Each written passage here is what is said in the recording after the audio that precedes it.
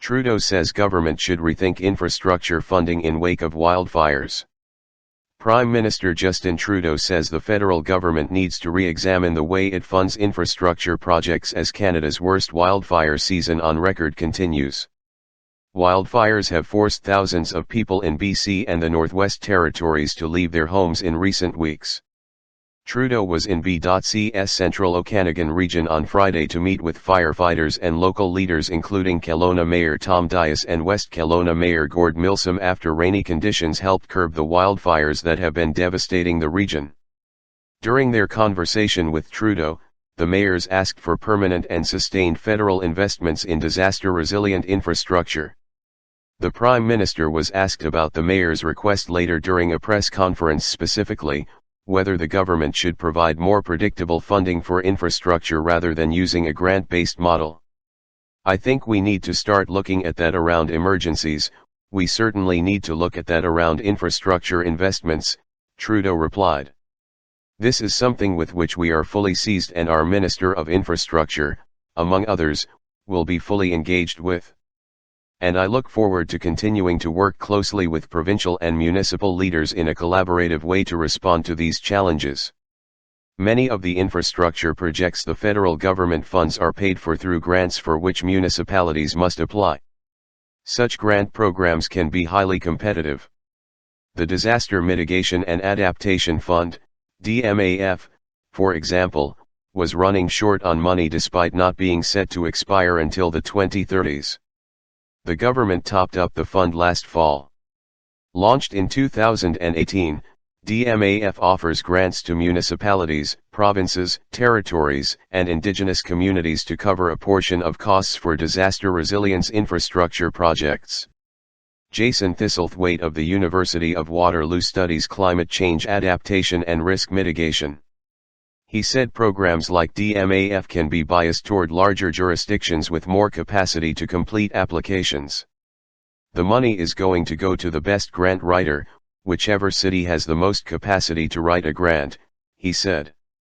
"The problem with that is that it's not necessarily risk-based, meaning that the money going out isn't necessarily going to the communities that need it the most." NWT Premier Caroline Cochrane told 24newsread.blogspot.com The Current on Friday that she's done begging for federal help to fill the infrastructure gaps that have made it harder to get people to safety. "We have been asking the federal government to address our infrastructure gaps for decades," Cochrane told guest host Susan Bonner. "It angered me that we have been pleading and begging to have the same infrastructure that people in the South take for granted. Not extra, just basic infrastructure." Wildfires knocked out communications to several NWT communities in recent weeks, leaving residents without the internet, phone, and cell services they need to stay informed about the evolving emergency. As a wildfire approached the small community of Kakisa, residents received an evacuation order via letter. When the city of Yellowknife was given an evacuation order last week, many residents left the city via Highway 3, the only highway in or out of the community. Had the fires reached that vital artery, it might not have served as an escape route. Asked Friday about Cochrane's comments, Trudeau acknowledged the infrastructure challenges the territory faces. He pointed to Highway 3 as an example. "Within 2 days they'd evacuated close to 20,000 people in a very effective way, and that's, as you say, not a credit to great infrastructure, it's a credit to community members and individuals and people and frontline support workers helping out and making sure that it all happened effectively," he said. The Prime Minister said he would continue conversations with the territorial government about infrastructure gaps. "That's part of the reflections we have to have going forward on how we can make sure that we have even more resilient communities," he said. Thistlethwaite said the federal government has the capacity to identify high-risk areas and should provide stable funding for those communities. "Those communities should have funding that's automatically available for them," he said. "You effectively use the science to guide the fiscal resources of the federal government rather than the politics, or who has the loudest voice." Trudeau's comments come as the federal government is sending more armed forces members to assist with firefighting efforts in BC.